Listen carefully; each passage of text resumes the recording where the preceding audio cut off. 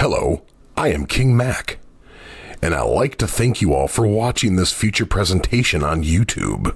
Be sure to enjoy a hot fresh cheeseburger with some french fries and a nice soft drink. Thank you for watching, and now here is our feature presentation of TTBurger game reviews on YouTube.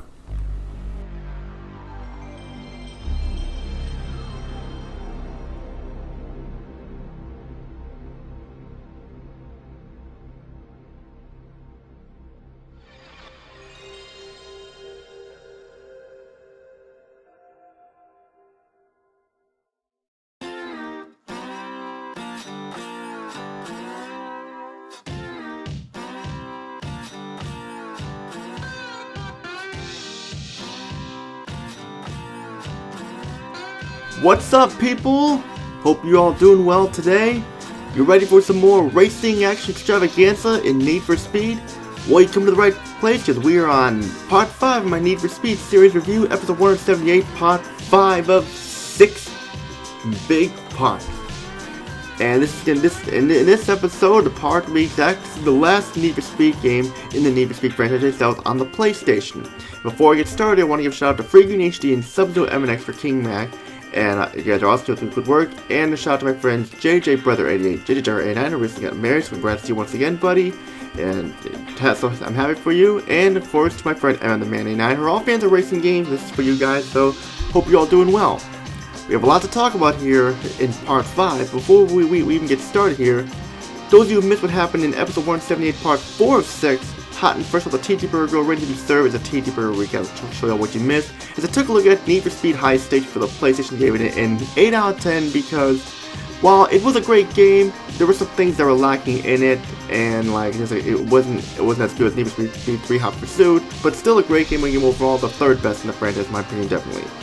But now we're going to zoom ahead into the year 2000, and like this was the final Need for Speed release on the PlayStation.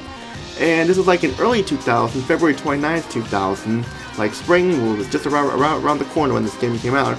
And we got the game right here. This is Need for Speed, Porsche Unleashed for the PlayStation and PC, released on February 29th, 2000.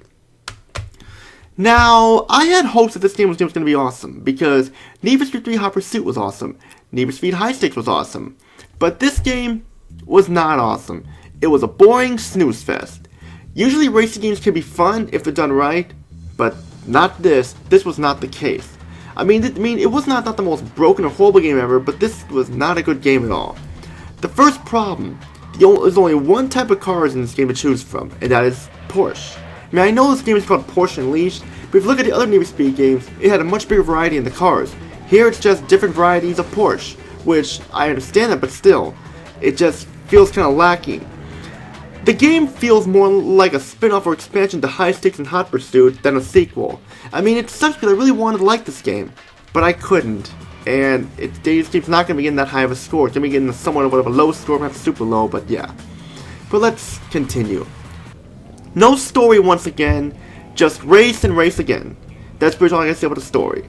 The game does have some cool-ass FMV scenes and some CG cutscene stuff as well, but we'll get to that in the graphics. Actually, we'll get to it right now because we're going to talk about the presentation here. The graphics are good, not the best graphics, but still, it's kind of on par with Need for Speed High Stakes there. Not really any slowdown from what I noticed, except for a couple times here and there. The car models look good in the in-game graphics, even though they could be better for game release in 2000. I mean, like, it does have some detail where you actually see the driver in the car once again, stuff which is really cool. But graphics, it's just part of the graphics there. The backgrounds are meh, come off as a little generic at times. I mean, the weather effects are cool, like the snow and rain effects and the darkness, which is the lighting is a little bit better. But still, that's just graphics there. The FMV scenes and the CG cutscenes look good, but that's what kind of you expect for those and stuff.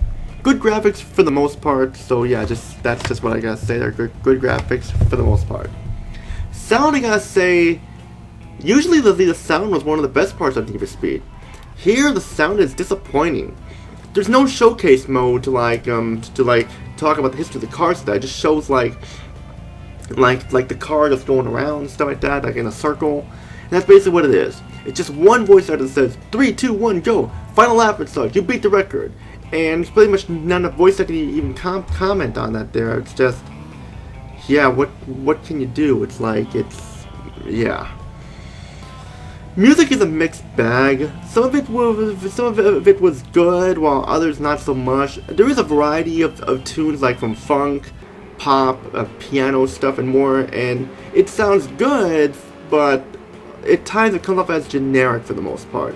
It is a hit or miss with the music, depending on who you are. If you like the music, you like the music. If you don't, you don't. Just could have been better, is what I'm saying.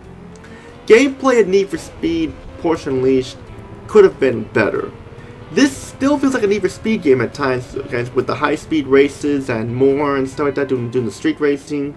I mean, you go through different eras of racing with the Porsche and stuff. That's really cool, like driving cars from the 50s, 60s, 70s, 80s, 90s, and the 2000s at the time. And you have paint jobs you can customize in your car and more. But the game still feels lacking due to only one type of cars and everything. I mean, a lot of the cars look and feel similar to one another, just slight alterations, and that is it. When you buy the cars, you feel like you're buying the same one over and over again, just slight modifications and alterations and stuff. Even the convertibles feel this way too. I mean, like, just I forgot to mention that, yeah, you drive convertibles and stuff, which interesting for its time, but it still makes buying cars feel monotonous because they all feel similar to one another. You have a bunch of modes like Evolution Mode, which is the main mode where you go through the eras and tournaments. Strategy Mode, which is like a challenge mode with different cars. You got Chase like Hot Pursuit, which needs explanation, but you cannot be the cop and stuff. You have single race and stuff and more. It's a decent number of modes, I'll say the least, and that's good. The controls are smooth too, like they feel a little better when turning and stuff. But you got the negatives now to talk about. This game is way too easy. You can breeze through everything like very quickly. Even with all the modes, the game still feels lacking and shallow. And like, of course, all the cars feel similar to one another. Only one type of car to choose, which is the Porsche. But my main complaint is that the game feels more like an expansion over a sequel. I mean, it feels like Need for Speed High Stakes and Hot Pursuit with a coat of paint on it with a bunch of Porsche cars in it, and that's what they did. They just called it a day there. So I know people probably do like this game. I know that the PC version is different from the PlayStation version. I didn't mention that, but I didn't play the PC version, so I can't really say anything. So that's why I'm focused on the PlayStation version only. Final thoughts here. Need for Speed Porsche Unleashed was a disappointment, and even if you're a Need for Speed fan, I can only really recommend it as a rental for the most definitely.